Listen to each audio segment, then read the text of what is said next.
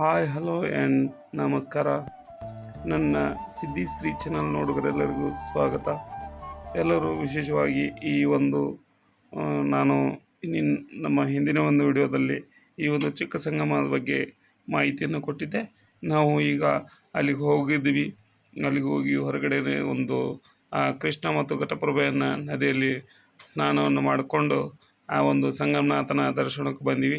ಆ ಸಂಗಮ ದರ್ಶನ ಎದುರುಗಡೆ ನಿಂತಿದ್ವಲ್ಲ ಸ್ನೇಹಿತರೆ, ಈಗ ಅಲ್ಲಿಂದ ನಾವು ಒಳಗಡೆ ಹೋಗಿ ಆ ಸಂಗಮನಾಥನ ದರ್ಶನವನ್ನು ಮಾಡಿಕೊಂಡು ಆ ಸಂಗಮನಾಥನ ಕೃಪೆಗೆ ಪಾತ್ರರಾಕೊಂಡು ಬನ್ನಿರಿ. ಆ ಸಂಗಮನಾಥನ ವಿಶೇಷ ರೀತಿಯಿಂದ ದೇವಸ್ಥಾನವನ್ನೆಲ್ಲವನ್ನು ನೋಡ್ಕೊಂಡಿವಲ್ಲ ನೋಡ್ರಿ. ಎಡಗಡೆ ಶ್ರೀ ವೀರಭದ್ರ, ಬಲಗಡೆ ವೀರಾಂಜನೇಯ, ಮಧ್ಯದಲ್ಲಿ ದೀಪಸ್ತಂಭ, ಹಿಂದೆ ಆ ಒಂದು ಕಲ್ಯಾಣ ಮಂಟಪ ಮತ್ತು ವಿಶೇಷ ರೀತಿಯಿಂದ ಈ ಒಳಾಂಗಣವನ್ನು ನೋಡ್ಕೊಂಡು ಬಂದೀವಲ್ಲ. ಇದು ಬಹಳ ವಿಶೇಷ ರೀತಿಯಿಂದ ದೇವಸ್ಥಾನವನ್ನು ನಿರ್ಮಾಣ ಮಾಡ್ಯಾರಲ್ಲ.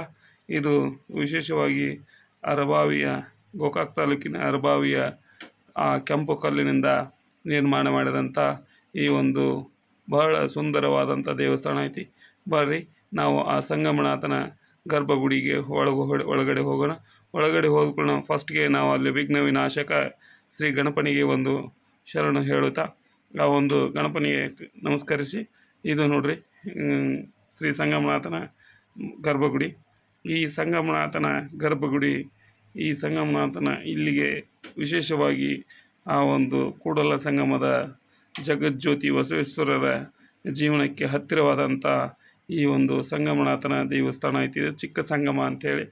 ಇದು ಕೃಷ್ಣ ಮತ್ತು ಘಟಪ್ರಭೆಯರ ಮಧ್ಯದಲ್ಲಿ ಇರುವಂಥ ಒಂದು ದೀಪದ ರೀತಿಯಲ್ಲಿ ಇತ್ತು.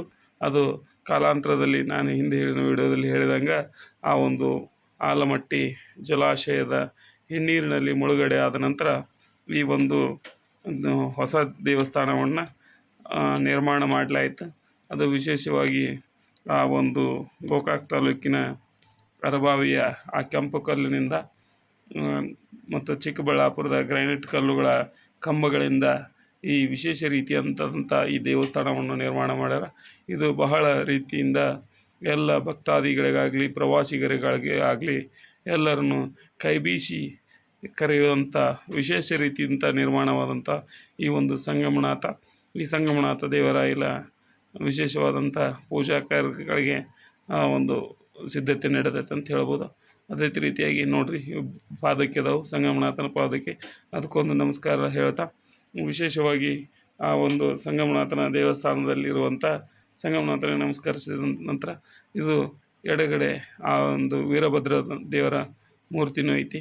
ಇದು ನೋಡ್ರಿ, ಈ ಕಾರ್ತಿಕ ಮಾಸ ಇರೋದರಿಂದ ಆ ಒಂದು ಬಂದಂಥ ಭಕ್ತಾದಿಗಳು ತಮ್ಮ ಶಕ್ತಾನುಸಾರ ಅಲ್ಲಿ ದೀಪಗಳನ್ನು ಹಚ್ಚಿ ತಮ್ಮ ಭಕ್ತಿಯ ಭರವಸೆಯನ್ನು ಮಾಡ್ತಾರೆ. ಈ ಜಗಜ್ಯೋತಿ ಬಸವೇಶ್ವರರು ಈ ಒಂದು ಸ್ಥಳಕ್ಕೆ ಹೆಂಗೆ ಸಂಬಂಧಪ್ಪ ಅಂತಂದ್ರೆ, ಈ ಜಗಜ್ಯೋತಿ ಬಸವಣ್ಣನವರು ಈ ಪುಣ್ಯಕ್ಷೇತ್ರ ಚಿಕ್ಕ ಸಂಗಮ ಯಾಕಾತಪ್ಪ ಅಂತಂದ್ರೆ, ಇಲ್ಲಿ ಆ ಒಂದು 18ನೇ ಶತಮಾನದಲ್ಲಿ ಸಮಯದಲ್ಲಿ ಜಾತವೇದ ಋಷಿಗಳಿಂದ ಇದೇ ಒಂದು ಪುಣ್ಯಕ್ಷೇತ್ರದಲ್ಲಿ ತಮ್ಮ ವಿದ್ಯಾಭ್ಯಾಸವನ್ನು ಮಾಡ್ಯಾರ ಅಂಥೇಳಿ ಒಂದಿಷ್ಟಕ್ಕೆ ಹೇಳಲ್ಪಡ್ತಾರೆ. ಇದು ವಿಶೇಷವಾದಂಥ ಈ ಒಂದು ದೇವಸ್ಥಾನದ ಗೋಪುರವನ್ನು ವೈಷ್ಣವ ಶೈಲಿಯಲ್ಲಿ ನಿರ್ಮಾಣ ಮಾಡ್ಯಾರ. ಮತ್ತು ಈ ಒಂದು ಈ ಚಿಕ್ಕ ಸಂಗಮ ಪ್ರಾಧಿಕಾರ ಅಭಿವೃದ್ಧಿ ಮುಖಾಂತರ ಈ ಒಂದು ದೇವಸ್ಥಾನವನ್ನು ನಿರ್ಮಾಣ ಮಾಡ್ಯಾರ. ಇದು ರಾತ್ರಿ ಸಮಯದಲ್ಲಿ ಬೆಳಕಿನ ಕಲರವದಲ್ಲಿ ಎಷ್ಟು ಚಂದವಾಗಿ ಕಾಣ್ತದೆ ನೋಡ್ರಿ. ಸಂಗಮನಾಥನ ಆ ಒಂದು ಮತ್ತೊಮ್ಮೆ ದರ್ಶನವನ್ನು ಮಾಡ್ಕೊಂಡು ಬರಲಿಕ್ಕೆ ಹೋಗಿದ್ವಿ, ಅದೇ ವಿಡಿಯೋ ನೋಡ್ರಿ ಇದೆ. ಹಾಗಾಗಿ ರಾತ್ರಿ ಸಮಯದಲ್ಲಿ ಬಹಳ ವಿಶೇಷ ರೀತಿಯಿಂದ ಬಹಳ ಚಂದವಾಗಿ ಆ ಒಂದು ದೀಪಗಳ ಅಲಂಕಾರದಲ್ಲಿ ಬಹಳ ಚಂದವಾಗಿ ಕಾಣ್ತದೆ. ಮತ್ತು ಈ ದೇವಸ್ಥಾನವನ್ನು ಗರ್ಭಗುಡಿಯನ್ನು ಶೈವ ಶೈಲಿಯಲ್ಲಿ ಇಡೀ ದೇವಾಲಯವನ್ನು ನಿರ್ಮಾಣ ಮಾಡ್ಯಾರ ಅಂತ ಹೇಳ್ಬೋದು. ಅದೇ ಥರನಾಗಿ ಈ ಒಂದು ದೇವಸ್ಥಾನ 8 ಎಕರೆ ಜಾಗದಲ್ಲಿ ನಿರ್ಮಾಣ ಮಾಡಿದ್ದಂಥದ್ದೈತಿ.